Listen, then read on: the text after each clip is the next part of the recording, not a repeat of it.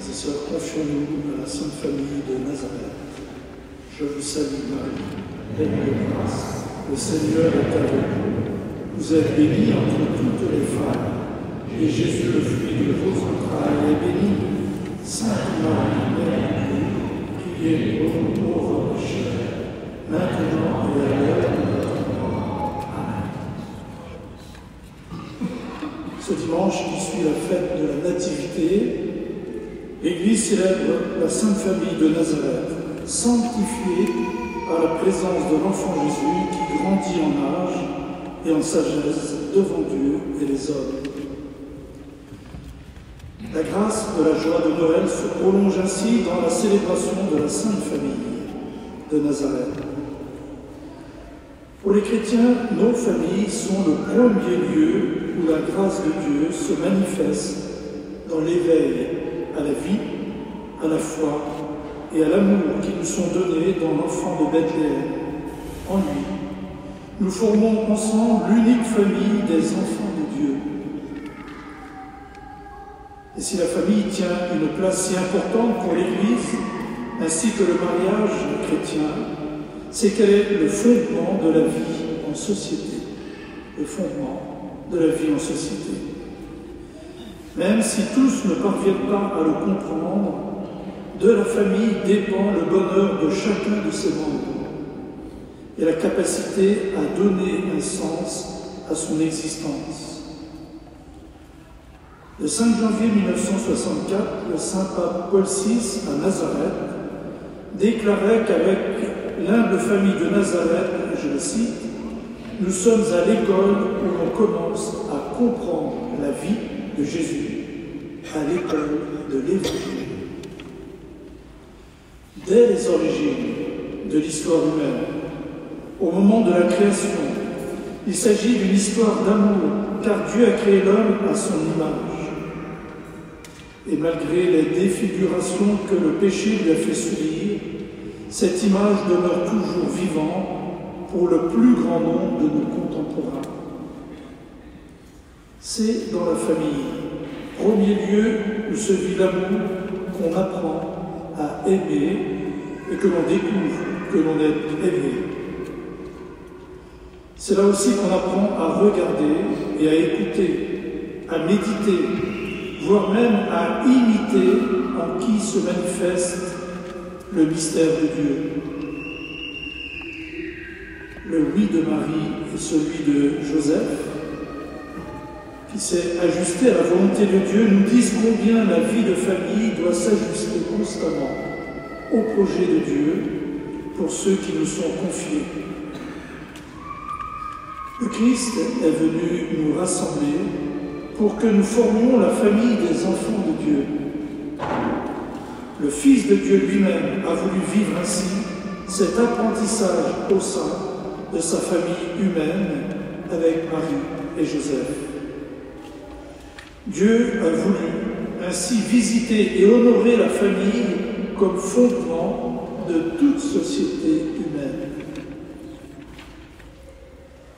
En se rendant au temple de Jérusalem pour y accomplir ce que prescrit la loi, la Vierge Marie et Saint Joseph veulent rendre grâce à Dieu de sa confiance et du don qu'il leur a fait.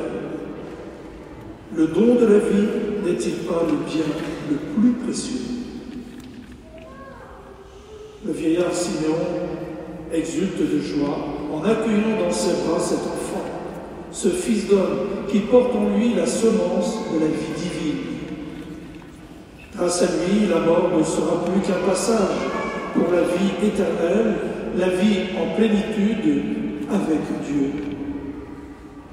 Ainsi, chaque enfant reprend le flambeau des générations qui passent et s'éteignent, assurant ainsi la continuité de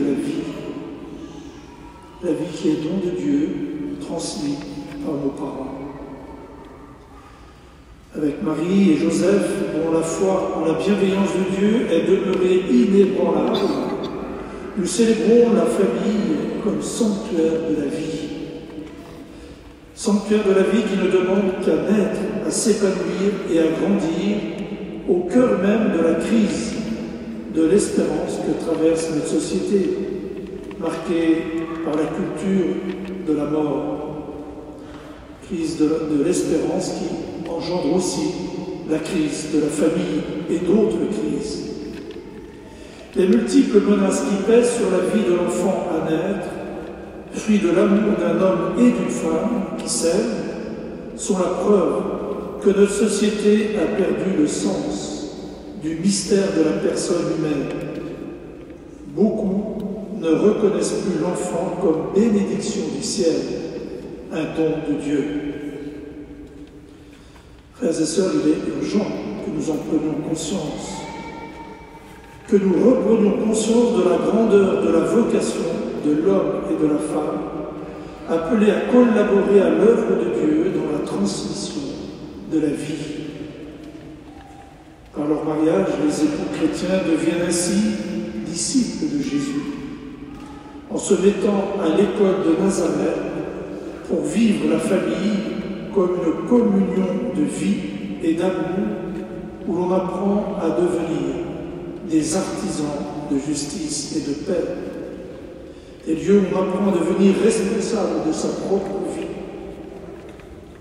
Le langage de la paix s'apprend au sein de la famille, ce qui fragilise l'institution familiale, fragilise la paix dans la communauté tout entière, nationale et internationale. Aussi, en cette fête de la Sainte Famille, souvenons-nous des parents de Sainte Thérèse de l'Enfant Jésus, Louis et Zélie Martin, canonisés à Rome en 2015. Ils sont pour nous, croyants, des exemples d'amour et de foi, des parents qui ont accompagné et partagé par leurs prières et leurs témoignages évangéliques le chemin de leur fille, appelée par le Seigneur à se consacrer à lui sans réserve entre les murs du Carmel, par leur vie de couple exemplaire. Ils ont annoncé l'évangile du Christ, l'évangile de l'amour et de l'espérance.